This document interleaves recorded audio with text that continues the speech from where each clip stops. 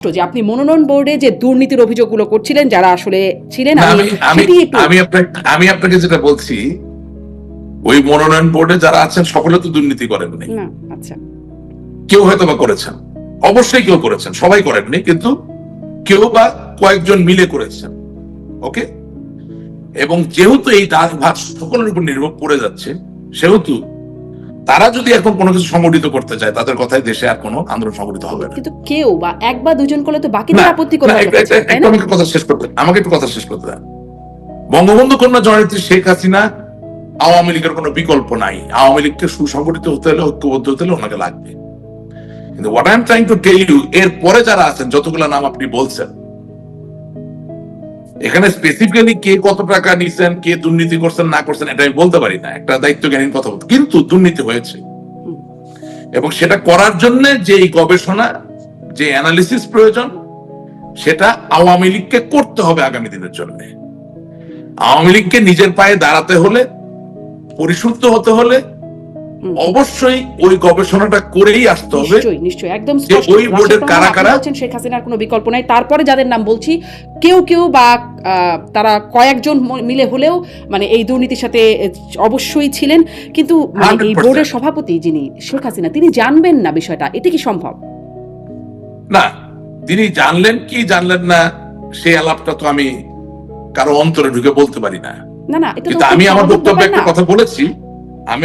একটা কথা বলেছি, যে যারা আমাদের কাছে নেতা হিসেবে এসে উপস্থিত হন, তাদের কাছে আমার প্রশ্ন, আমি কিন্তু আপনি প্ল্যাটফর্মটা বেছে নিয়েছি প্রশ্ন করার জন্য, আমিও তো অনেক প্রশ্ন করতে পারি নাই। তাদের কাছে আমার প্রশ্ন, যে ওনারা কি আমার নেত্রী বা আমাদের নেত্রীকে বলেছেন যে এতে দল ধ্বংস হয়ে যাচ্ছে? ওনারা তো আপনার টিভিতে আসে, কথা বলে, তো আপনি তাদেরকে জিজ্ঞাসা করেন না ডেকে নিয়ে যে ডিড দে সে সামথিং? আপনার এখানে মাটি মানুষের যারা নিজেদেরকে নেতা দাবি করে আসে, তাদেরকে আপনি প্রশ্ন করেন, বললেন, আমার কথা বললেন। আমার মতো আরো 100 লাখো হাজারো কর্মী আছে, তাদের প্রশ্ন, যে প্রশ্নটা হচ্ছে যে স্থানীয় পর্যায় থেকে শুরু করে যত্র বঙ্গবন্ধু স্বাধীনতার যে মার্কা, নৌকা মার্কাটা দেওয়ার মাধ্যমে দল যে সাংগঠনিক ভাবে দুর্বল হয়ে গেল, এবং এখানে যে নির্বাচনী নমিনেশনের ক্ষেত্রে একটা দুর্নীতির জায়গা তৈরি হলো, এবং সেখানে প্রথিতযশা কিছু নেতা, মানে তথাকথিত বাঘা বাঘা নেতা, যারা এই দুর্নীতিতে অংশগ্রহণ করলেন, সেই ব্যাপারে তারা কি জননেত্রী শেখ হাসিনাকে অবগত করেছিলেন?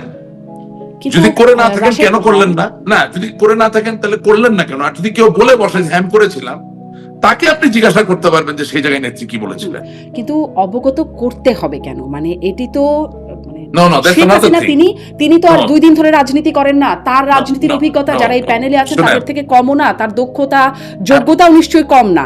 অতএব তাকে কি এই বিষয়গুলো সব মানে বলে দিতে হবে যে হ্যাঁ আমরা দুর্নীতি করছি বা এখানে দুর্নীতি হচ্ছে? তার কাছেও তো নানান গোয়েন্দা তথ্য যায়।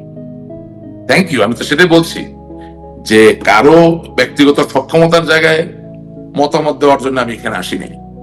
আমি এখানে কথা বলছি একটা এন্টায়ার সিস্টেম নিয়ে।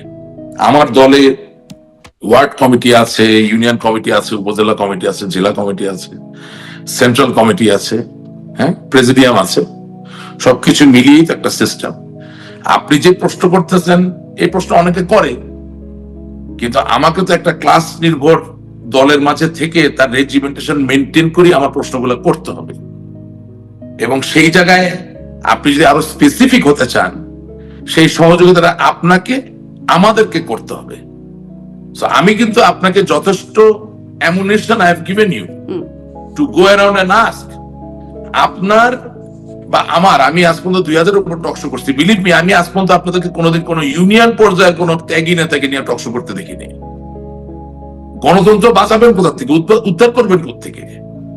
যেই লোকগুলোকে ছাড়া গণতন্ত্র হয় না, তাদেরকে কোনোদিন you don't call them, because they don't look good enough. তাদেরকে দেখতে অত পরিমার্জিত মনে হয় না, অত ভদ্রলোক মনে হয় না, এই জন্য তাদেরকে ডাকা হয় না। এটা বাস্তব। তারা হয়তো সরাসরি একদম স্টেশনে এসে কথা বলেন না, কিন্তু একদম কিন্তু আমাদের রিপোর্টাররা একদমই আনা হয় না। বিলিভ মি, আমি আপনাকে দায়িত্ব নিয়ে কথাটা বলছি। হ্যাঁ, আমিও দায়িত্ব নিয়েই বলছি যে আমরা যখন দায়িত্ব নিয়ে কথা বলছি কেন, তখন আমাদের রিপোর্টাররা যেত, তাদের সাথে কথা বলতেন। আমি আপনাকে একটা মজার কথা বলি, আজকে একটু মন খুলে কথা বলি। বলেন। 71 চ্যানেলে আমাকে স্থানীয় সরকারের উপর কথা বলার জন্য নিয়ে যাওয়া হলো, ঠিক আছে? তো সাথে আবার একজন মুরব্বী মানুষ, তিনি সুধীজনদের একজন, উনি স্থানীয় সরকার করে কথাবার্তা বলেন, ভালোই বলেন, অনেক সময় যুক্তিসঙ্গত কথা বলেন, জ্ঞানী মানুষ।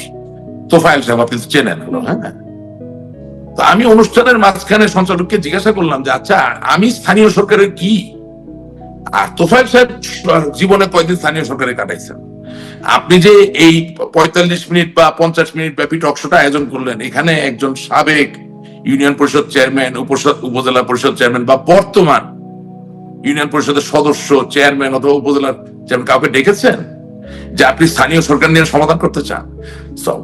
আমি আপনাকে যেটা বলতে চাচ্ছি যে আমি আপনাকে ফোরাম গুলো দেখিয়ে দিচ্ছি, আমাকে একা দিয়ে তো আপনি সব সমস্যা সমাধান করবেন না। But what I am telling you, it is revolutionary. আমার মতো কেউ বলেনি, আপনি ওটাকে কাজে লাগান। ইনস্টেড অফ আমাকে রিফিউট না করে what I am giving you সেটা আপনি কাজে লাগানোর চেষ্টা করেন। আই ভলেন্টিয়ার্ড, আমি আপনাকে বলেছি যে আমাদের হারানোর কিছু নাই। বাংলাদেশের জন্য সত্য 1971, বাংলাদেশের জন্য বাস্তবতা বঙ্গবন্ধু, বাংলাদেশের জন্য সত্য আওয়ামী লীগ, বাংলাদেশের জন্য সত্য স্বাধীনতার 1000 বছরের সংগ্রাম এই এবং স্বাধীনতা যুদ্ধ। সুতরাং একে কম্প্রোমাইজ হওয়ার ক্ষেত্রে যেসব জিনিস কোনো কন্ট্রিবিউট করেছে সেটা নিয়ে আমার কথা বলতে কোনোই লজ্জা এবং কোনো সংকোচ নাই।